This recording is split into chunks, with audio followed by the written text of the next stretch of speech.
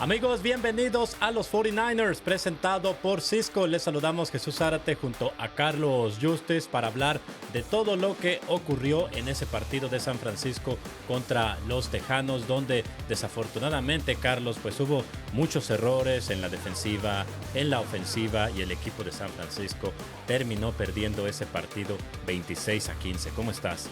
Pues frustrado, creo, y es un poquito, sobre todo el tema de las lesiones, ¿no? Que es otra vez pierdes un par de jugadores o que están día a día, no sé si cuánto tiempo van a estar fuera, pero vuelve a estar el tema de las lesiones una semana más con jugadores que además no habían estado en la lista de lesionados. Eso es lo más frustrante de todo. Y lo otro es que no se juega un buen partido ni en defensiva ni en ofensiva. De hecho, me atrevería a decir que creo que lo único que fue rescatable de este partido fueron los equipos especiales, que creo que sí estuvieron a la altura. Y de repente, a pesar de todo eso, estás en una situación donde el partido llegó un momento que estabas en una sola posesión. O sea, pudiste ser competitivo dentro del dominio total y absoluto que tuvieron los Texans en el partido. Porque tuvieron muchas más yardas, tuvieron muchas más posesión, dominaron la línea defensiva, o sea, hicieron todo lo posible para ganar de manera sólida, que al final lo acaban haciendo, pero llegó un momento que ellos mismos estaban sufriendo, porque los Niners encontraban la forma de seguir estando ahí, ¿no? A pesar de que las cosas no salían. Entonces, eso te hace estar más frustrado, porque sientes que tienes un equipo que con que tuviera un par de piezas de regreso sería suficiente como para poder ganar partidos. Sí, tienes razón. Y creo que Kirol al final del partido lo explicó muy bien y dijo las cosas como son. Simplemente la verdad, dijo, siento que la ofensiva no ayudó para No. nada a nuestra defensiva. Pudimos haber jugado mejor. Incluso mencionó el hecho de que los Tejanos despejaron solamente una vez y ya hacia el final del partido. Y dice, no podemos jugar así, tres y fuera, despejar y despejar, porque de por sí la defensiva tiene bajas muy importantes, ¿no? Ujú. Como las que ya sabemos. Y luego además muchos novatos. Y la ofensiva, dentro de todas las lesiones que ha tenido el equipo, relativamente está más sana, ¿no? Tiene jugadores como el mismo Kittle, McCaffrey. Obviamente no cuentas con tu mariscal franquicia, que es Brock Purdy, pero Mac Jones nos ha demostrado ser un mariscal muy competente. Pero creo que en la ofensiva, nuevamente, especialmente en la línea ofensiva, creo que allí se perdió el partido, Carlos, porque no protegieron bien a Mac Jones. Estaba observando nuevamente ese partido y casi en cada jugada la línea defensiva de los Tejanos dominaba por completo a la línea ofensiva de los 49ers, y así es muy difícil establecer el juego terrestre, es muy difícil pasar. No puedes hacer nada si tu línea ofensiva no logra tomar el control allí en las trincheras. Sí, y después se vuelve un problema también de selección de jugadas, porque a veces esa misma presión llega porque o no encuentras las maneras también de ser creativo para evitar, o sea, cuando ves que ya estás presión encima, pues tienes que encontrar una forma de sacar el balón de alguna otra manera. Si no funciona, bueno, eso ya es otra historia. Pero también se conjuga eso, ¿no? Que de repente sentía que habías jugado, sentías, te da la sensación de que había bastantes jugadas donde parecía que había demasiado tiempo para desarrollar la jugada. Y por contraparte, eso fue lo que hizo muy bien el equipo de los Texans, porque parte de que la defensiva también no jugara bien fue ese desgaste que le hicieron. O sea, el primer drive dura 10 minutos.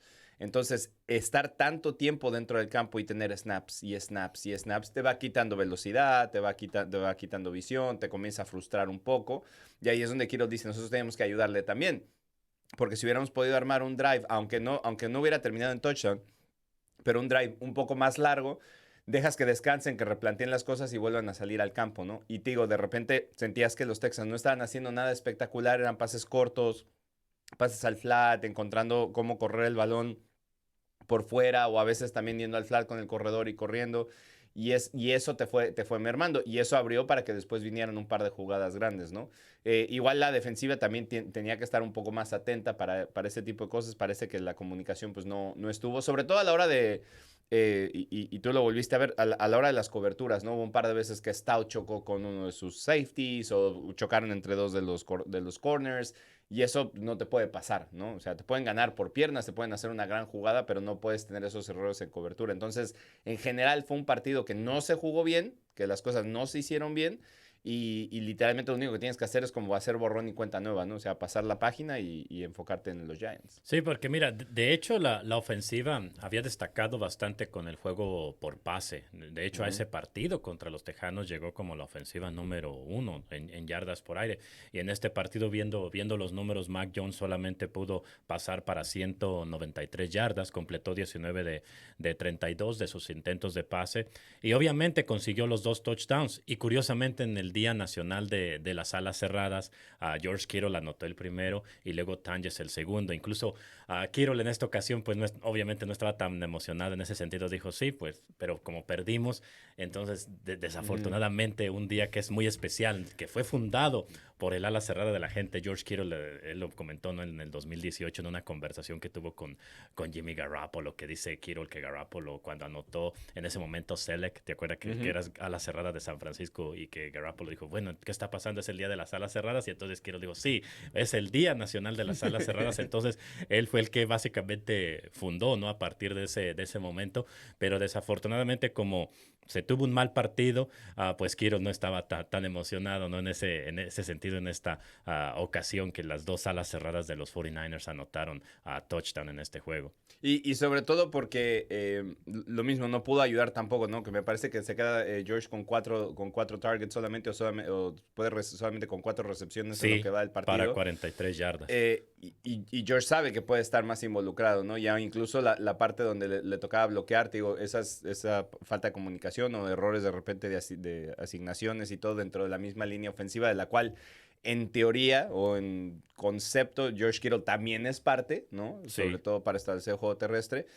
Pues lo deja frustrado, ¿no? Porque incluso hay un par de ocasiones, si no mal recuerdo, también hay la primera jugada donde detienen a Christian McCaffrey y tal la línea, viene una jugada donde George se resbala. claro. Entonces, ese tipo de miscues, ese tipo de errores, pues no dejan contentos. Lo que sí me dejó un poquito tranquilo, entre comillas, es que el equipo fue bastante autocrítico. O sea, no usaron las lesiones como una excusa, aunque es cierto que, o sea, yo creo que, y lo sigo diciendo, cualquier otro equipo en esta situación no podría ser así de competitivo. O sea, no podría estar en un partido solamente a una sola posesión de empatarlo, aunque después no se pueda. Eh, entonces no lo usas como si fuera una excusa. Es una razón, pero no es una excusa. Y los jugadores no lo usan como una excusa. No dicen, bueno, es que si hubiera estado Brock o es que así es difícil porque tienen que entender que no. Ellos, o sea, los que están son los que están y dicen que se pueden ganar los partidos, que se pueden hacer las cosas mejor. Y, tío, para eso es un buen síntoma del equipo. Claro, incluso McCaffrey todavía aparece con varios números aquí, obviamente no como en otras semanas, ¿no? Donde estaba lleno de números de McCaffrey, pero precisamente por lo que ya mencionamos, los problemas en la línea ofensiva, pues también McCaffrey no pudo desempeñarse como nos tiene acostumbrados. Aún así, logró registrar o aportar, ¿no? Por aire y tierra como normalmente lo hace, aunque en menos, más bajos sus números, pero sí aportó 8 acarreos para 25 yardas, 3 recepciones para 43. Y esos números de cualquier forma, Carlos, le ayudaron para convertirse en el jugador que llega a 1,000 yardas desde la línea de golpeo en los primeros 8 juegos de una temporada en la historia de la franquicia. Entonces, él está en ese grupo, mejor dicho, porque ha habido otros Ujú. que también lo han logrado. Por ejemplo, Frank Gore lo hizo en el 2010, pero desde entonces habían pasado todos estos años para que un jugador de los 49ers lograra llegar a 1,000 yardas desde la línea de golpeo en los primeros 8 partidos de una temporada en la historia de la franquicia. Entonces entra ese grupo allí con Frank Gore, que lo hizo en el 2010, a Charlie Garner en el 2000, luego aparece también aquí Garrison Hearst en 1998, Roger Craig, histórico Roger Craig, lo hizo en 2 ocasiones en el 85 y en el 88, y ahora Christian McCaffrey entra también a ese grupo. Y lo ves, son las cosas raras porque obviamente Christian ha estado contento, ¿no? Con sus números, Sí, pero cuando ves que los acarreos para solamente 25 yardas, ¿y cuántos acarreos son? Apenas 8. 8 acarreos nada más, O sí. sea, No puedes establecer otra vez el juego terrestre, el mismo problema que se había presentado antes del juego contra Atlanta. y en este todavía más, porque creo que, o sea, ni siquiera fueron a juego terrestre porque se dieron Sí, cuenta que no había forma de hacerlo, ¿no? Ahora, poniendo un poquito, abriendo el paraguas, como se dice, lo que hay que entender también es que la defensiva de los Texans es la mejor defensiva de la liga. Es que tienen jugadores muy buenos para presionar al mariscal y también en la secundaria tienen jugadores destacados y bueno, lo que hace Daniel Hunter, Ujú. Anderson, es sensacional. Apenas tú llamas el snap y ya los tienes en la cara. Sí, y te digo, tiene un par de corners, uno que estuvo en el Pro Bowl, otro que estuvo Sí, en segundo equipo. Entonces, te digo, era la defensiva, llegaba como la defensiva que menos puntos recibía con un promedio de 15 y acaban siendo 15 exactamente de nuevo. Y entonces, eso sí una razón. O sea, no había cómo subestimar al equipo de los Texans. Por eso creo que a la defensiva, por eso es la llamada de atención un poquito más fuerte, porque a la ofensiva los Texans habían estado sufriendo bastante. Era donde no carburaban las cosas.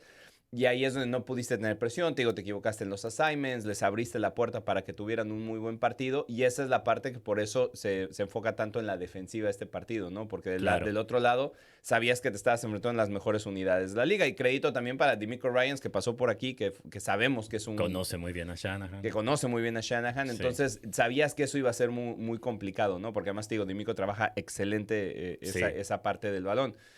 Había sufrido CJ Stroud para tener un buen partido y además estaba sin sus armas principales, que eso también le quita un poquito o le pone un poquito más de presión a la defensiva de por qué no tuviste un buen juego. Entonces todas esas cosas se conjugan para que, te digo, sea una llamada de atención para una defensiva tan joven que además, pues sí, también tiene la excusa de que sus grandes líderes no están.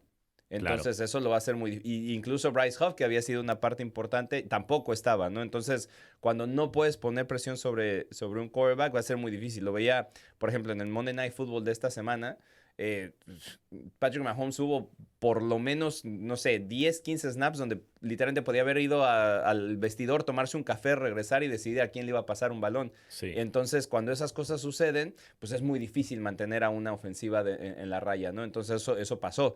La secundaria no encontraba las formas de mantenerlos para que CJ Stroud tuviera que extender la jugada y la línea defensiva no le pudo poner presión, ¿no? Entonces, te digo que va a ser algo que Sala va a tener que trabajar porque ahora sabe que no cuenta con estas piezas importantes, tiene que poder corregir sobre todo en la secundaria y vamos a ver cómo se ve el partido contra Nueva York. Sí, es que ahora que mencionas a Mahomes y que estamos hablando de toda esta presión que recibió Mac Jones, yo siempre lo he dicho, ¿no? Los partidos de fútbol americano, a pesar de que estamos en una época donde, pues, las grandes ofensivas que ponen 30 Ujú. puntos, tú mencionas a Mahomes, ese tipo de mariscales, pero al final del día quedó demostrado en el Super Bowl, precisamente donde las Águilas de Filadelfia, con una buena línea ofensiva, una buena línea defensiva, destruyeron por completo a Patrick Mahomes. No importa que sea Patrick Mahomes, si es una línea defensiva fuerte que destruye tu línea ofensiva, no puedes hacer nada. Y yo creo que ese fue el problema, ¿no? Que los Tejanos dominaron por completo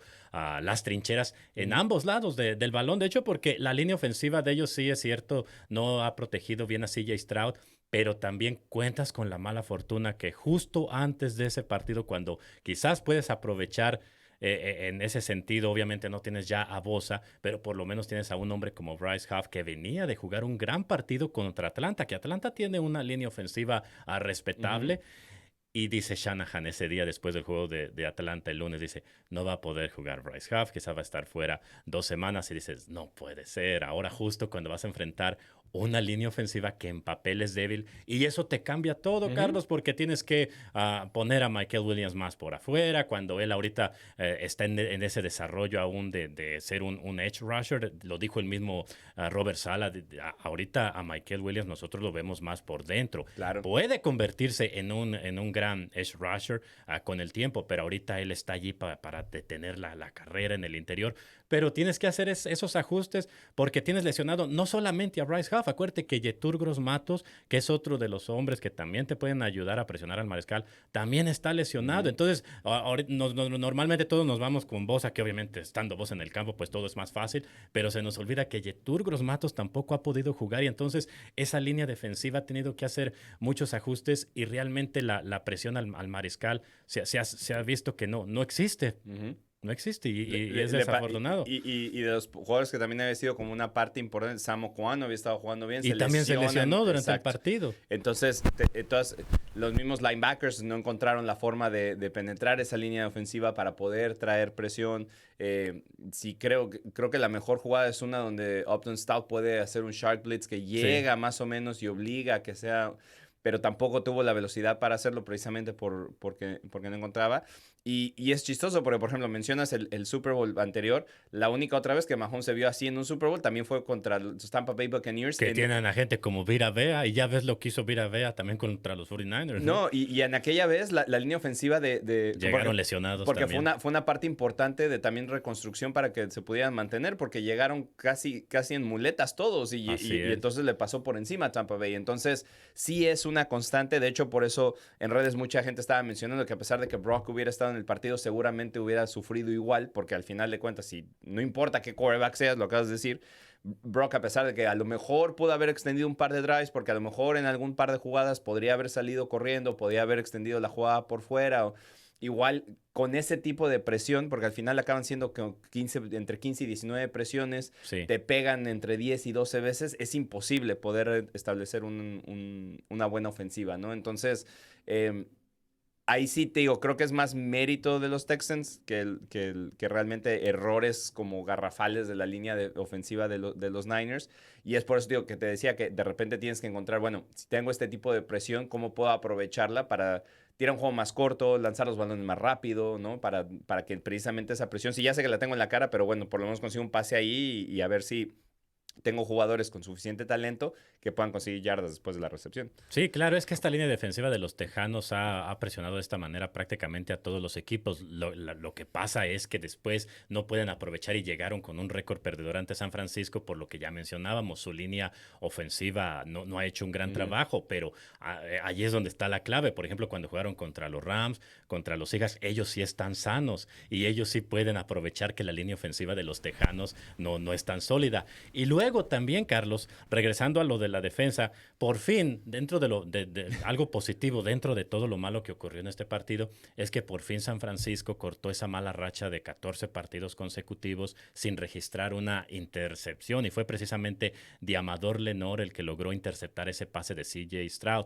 Lo malo fue que ya casi se acababa el partido, entonces lo decía yo después del juego, como en una pelea de boxeo, fueron salvados por la campana los Tejanos de Houston, y además Lenore después explicó que sí, pudo haber quizás salido afuera del campo, dejarse caer y pedir un timeout, lo más fácil, ¿no? Salirse afuera del campo para detener el reloj y darle oportunidad a Eddie Piñeiro de que viniera a patear un gol de campo, porque de hecho a Piñeiro ni lo mencionamos porque no tuvo oportunidad de patear un gol de campo, y yo entiendo en ese momento cuando registras la intercepción, pues te gana la emoción y dices, tengo que anotar, ¿no? Por la misma frustración que estabas acumulando de las jugadas negativas durante el partido. Y yo me imagino que Lenore inmediatamente pensó, pues tengo que anotar.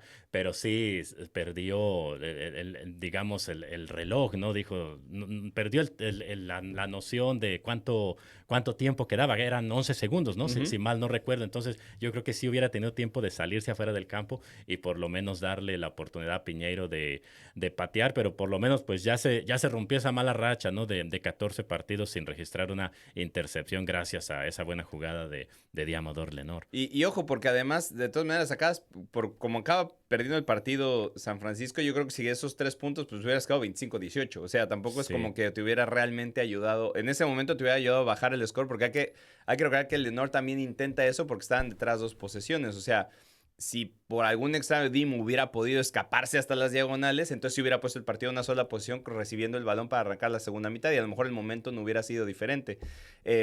También mucho tiene que ver que ya está acabando el partido. También ahí sí creo que CJ Stroud se puso un poquito demasiado confiado, ¿no? Y eso es lo que le causa esa intercepción. Pero como dices, ¿no? O sea, el timing de repente tampoco te funciona, ¿no? Hay cosas que de repente, hay cosas que nunca te salen, ¿no? Lo platicamos también con el punter de los Tejanos.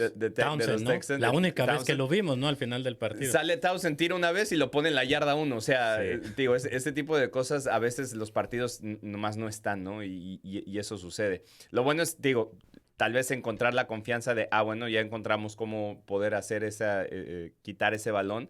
Y después, digo, esta temporada de la NFL en general ha sido muy extraña, ¿no? Porque, por ejemplo, la semana pasada, estos mismos Texans robaron el balón 4 veces y acaban perdiendo un partido. O sea, normalmente cuando ganas la batalla de los turnovers, pues tienes casi garantizada la victoria. Y no fue el caso. Y ahora te pasan por encima, de todas maneras no son, acabas siendo competitivo, pero acabas perdiendo el partido, ¿no? Entonces han sido unos altibajos, creo que ningún equipo ha sido realmente consistente, salvo los Colts, ¿no? Que los Colts además nos han enfrentado a rivales mucho más poderosos que ellos. Vamos a ver cómo les va ahora cerrando la temporada, que tienen partidos más difíciles. Pero, tío, salvo los Colts, yo no creo que haya habido nadie más que sea consistente. O sea, los mismos Rams perdieron con estos Niners y por eso los Niners tienen toda la ventaja en la división. Los Seahawks a veces dan un partido bueno, después como ese, o en ese partido no juegan tan bien, pero lo acaban ganando, luego en otro les pasan por encima. Entonces, eso ha sido una constante esta temporada y lo único que frustra un poquito es que sentías que cuando arrancó, o antes de que empezara el 2025, o la temporada 2025, sentías que con el equipo que había, todos sanos, obviamente, podías tener un poquito más de control, ¿no? Podías tener un poquito más de dominio en general de los partidos. Las circunstancias cambian y lo único es que sigues siendo competitivo, sigues con récord ganador, sigues teniendo la ventaja de las victorias en la división. Entonces, no es el fin del mundo, pero sí sientes que a la mitad de la temporada pues querías construir un poquito más, ¿no? Y al contrario, no has podido construir porque las mismas lesiones no te han dejado, ¿no? Porque estás buscando, hablan todos los jugadores de, estamos buscando nuestra identidad. Pues sí, pero encontrar tu identidad es bien difícil cuando hoy estoy y mañana ya no estoy 3 semanas y tiene que venir alguien más y luego lo tengo que cambiar de posición a ese mismo que vino porque ahora hay otro que está lesionado, entonces eso lo hace súper complicado. Y digo, lo único es que ahora tienes otra visita, otra vez en Turf, que desde ese... Contra un equipo que también tiene buenos pass rushers, mucho ojo con eso. Exacto. Tienes que estar muy atento a eso. O sea, la misma situación. Vas a enfrentarte a una defensiva que ha estado muy sólida, que ha jugado muy bien, contra una ofensiva que hasta el momento estaba más o menos sólida, pero con la salida de Scarabout no sé cómo vaya a verse, porque era una parte importantísima de su juego. Y entonces, otra vez, ¿no? Volver al pizarrón. Pero, tío, además va a ser una cancha que normalmente, históricamente, no nos va bien en cuanto a lesiones se refiere, y toco madera. Sí, ojalá que no, porque de por sí cada semana se agregan lesionados. Porque el MetLife ha sido un dolor de cabeza en general en ese sentido. Entonces, te digo, es pasar la página y comenzar el miércoles como si no hubiera pasado nada. Y por cierto, ya que mencionas las lesiones, ahorita ya para cerrar les vamos a dar el reporte de Shanahan el lunes, pero antes de eso también quiero mencionar la jugada de Tatum Bethune, porque es cierto que se equivocó allá donde buscó a ir a taclear a CJ Stroud y se olvidó del corredor de Tejanos, donde adquirió como 50 yardas en esa jugada. Entonces es parte del proceso. Obviamente sabíamos, ¿no? que iba a haber altibajos porque no esperemos que llegue Tatum Bethune. Ojo, al mismo Fred a veces, o sea, Sí. En 18 partidos, Fred no hace las jugadas perfectas todo el tiempo. Alguna vez va a un blitz y llega tarde y lo agarran en un flat. O sea, tampoco es como que está exento Fred de que le pasen esas cosas. Sí, ¿no? exactamente. Ya que mencionas a Fred Warner, es lo positivo que quiero mencionar de Bethune, porque por ese lado tienes una jugada mala, ¿no? Que obviamente pesa muchísimo en el partido, darle 50 yardas al rival, por supuesto que pesa bastante. Pero después Bethune nuevamente, Carlos, como ya nos está acostumbrando, lideró al equipo en tacleadas con 14. Y de hecho, esas 14 tacleadas marcaron la mayor cantidad de un 49er precisamente desde Fred Warner, cuando logró 15 contra los Rams el año pasado, el 12 de diciembre, en aquel segundo partido que enfrentaron a los Rams en Levi Stadium. ¿Te acuerdas que fue duelo de defensas? Ese día Fred registró 15 tacleadas y ahora Bethune logra registrar 14. Entonces, son simplemente, lo de Bethune yo le veo mucho futuro a Tatum Bethune. Simplemente lo dijo muy bien Robert Saleh, es prácticamente un novato que no jugó mucho en su primer año y allí sí se equivocó en esa jugada, pero como estos números que pone, ¿no? De una máquina de taclear, te dice que tiene las bases. Simplemente será cuestión de ir aprendiendo, de decir, oye, ¿sabes qué? Allí no puedo ir a buscar al mariscal. Claro. y olvidarme por completo del corredor. Entonces, es un proceso para Tatum Bethune que yo pienso que va a ir aprendiendo. Pero después, ya para cerrar, tenemos pues el reporte de los lunes.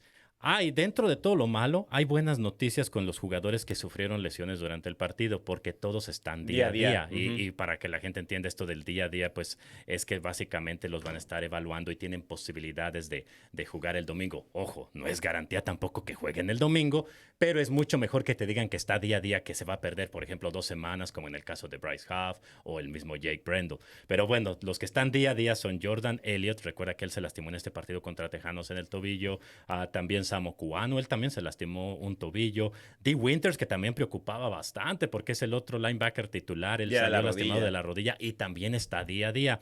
Mac Jones, con tanto golpe que recibió, pues sufrió una contusión en la rodilla, que es básicamente un moretón, y también está día a día. Alfred Collins también está día a día con el problema en el hombro. Habrá que ponerle mucha atención a lo de Mac Jones, aunque siendo un moretón, pues yo pienso que va a alcanzar a recuperarse para el domingo, veremos, porque eso nos lleva a lo siguiente. Le preguntaron acerca de Brock Purdy a Kyle Shanahan en su conferencia del lunes y dijo que todavía no sabe si va a poder jugar el domingo, pero sí mencionó Kyle Shanahan que se siente mejor de esa lesión en el dedo del pie, pero obviamente tienen que esperar a que llegue el miércoles para ver cómo se desempeña en la práctica, cómo se encuentra. Y lo mismo básicamente dijo acerca de Ricky Pearsall, que él sigue batallando con la lesión en la rodilla y dijo, tenemos que evaluarlo nuevamente el miércoles. Y también casi ya descartó, y esa sí es mala noticia, casi ya descartó a Bryce Huff y nuevamente a Jay Rendell para el siguiente partido. Ambos están lidiando con lesiones en el tendón de la corva y dijo, es muy poco probable que Jay Rendell y Bryce Huff se alcancen a recuperar para el juego contra los Gigantes. Y también habló de las ventanas de prácticas. Dijo, por un lado, dijo que planean abrirle la ventana de prácticas a Ben Bartch, liniero ofensivo, este miércoles. ¿Te acuerdas que él se lesionó en la semana 2 contra los Santos? Sufrió un esguince de tobillo alto. Entonces los 49ers ya planean, de acuerdo a lo que dijo Kyle Shanahan, abrirle su ventana de prácticas este miércoles, ¿no? Él está ahorita en la lista de reservas lesionados.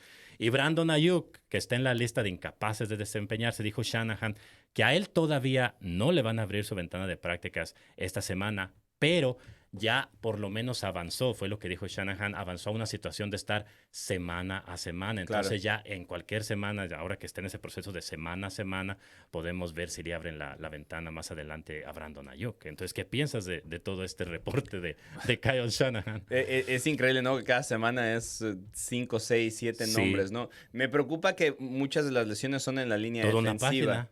No, y me preocupa que son otra vez 2 en la línea defensiva. De por sí ya no había jugadores, o sea, es donde más ha sido tocado el equipo en cuanto a lesiones y que te ha costado, o sea, este partido en particular fue muy difícil en esa línea.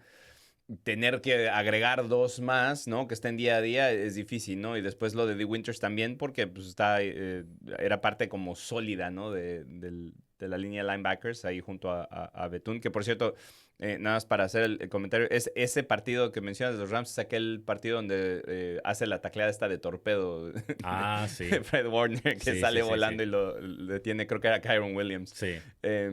Y después, las buenas o las noticias, tío, a mí me llama mucho la atención es que la lesión de Brandon Ayuk fue absolutamente terrible. O sea, claro.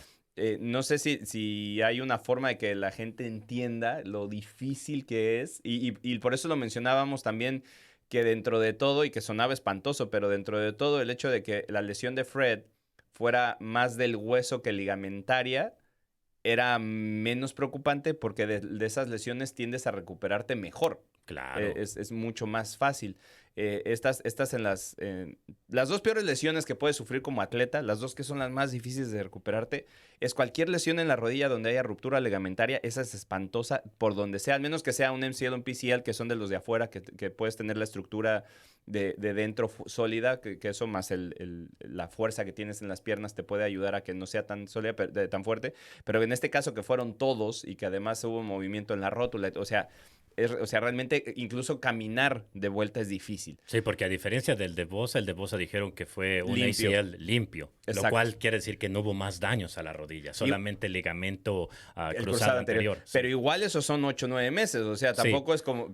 no, claro, pero me refiero a comparación de la de Ayuk. Dentro de todo, o sea, para que la gente se dé cuenta, la lesión de Ayuk fue casi igual a la de Tyreek Hill, lo único es que la pierna no le quedó volteado para el otro lado, pero fue exactamente igual.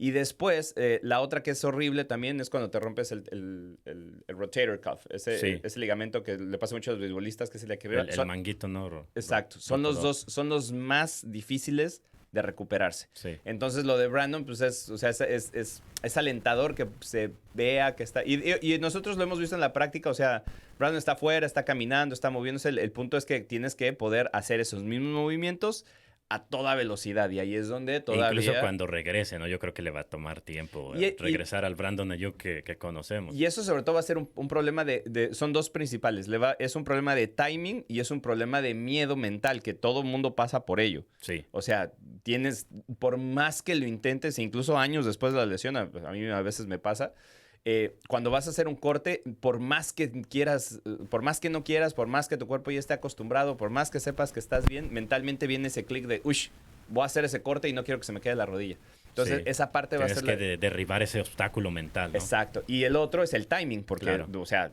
no ha recibido un balón en meses. Entonces, por más que haga una ruta buena, de repente voltear, agarrar y tener el balón en la cara, son cosas que el timing tiene que ir mejorando, ¿no? Para mí lo de Barch sí sería interesante que regresara. No porque Connor Colby no lo haya hecho bien, pero creo que te da una pieza más para tratar de... Otro veterano, pues. Exacto, para poder mover algunas cosas ahí, a lo mejor... Además, Barch había estado jugando muy bien, lamentablemente se lastimó. Entonces, creo que eso puede ayudar a apuntalar un poquito y sobre todo algo que ha costado tanto trabajo, ¿no? Y la otra es, sí creo que es importante que Brock regrese en algún momento. Creo que la ventaja de haber tenido un récord ganador le ha permitido recuperarse de mejor manera de la que a lo mejor hubiera sido si no tuvieras un backup tan confiable como lo es Mac. Pero sí, creo que también es importante que Brock regrese. Y la de Ricky es más difícil porque no es una lesión de ligamentos como tal, es realmente un golpe en la rodilla, muy parecido a lo que le pasó a Christian McCaffrey el año pasado, cuando al final de la temporada. Pero es que... El PCL, ¿no? Que es básicamente en español el ligamento cruzado posterior, ¿no? Exacto. Pero no es una lesión tan fuerte, pero igual es constante y no se va a recuperar inmediatamente, ¿no? Lo bueno es que no hubo una ruptura completa, que necesitó cirugía y estuvo fuera mucho tiempo, pero igual también sería bueno volverlo a ver porque además había arrancado a un nivel espectacular. Sí, totalmente de acuerdo. Bueno, el siguiente partido, precisamente como lo mencionábamos, será ante los New York Giants y otra vez a las 10 de la mañana, horario del Pacífico, 11 de la mañana, tiempo de la Ciudad de México. Será este domingo para que lo escuche en español por W Radio, W Deportes en 49ers.com, en la aplicación oficial de los 49ers. Ahí los esperamos con los comentarios de mi compañero Carlos Justes y la narración de tu servidor Jesús Zárate.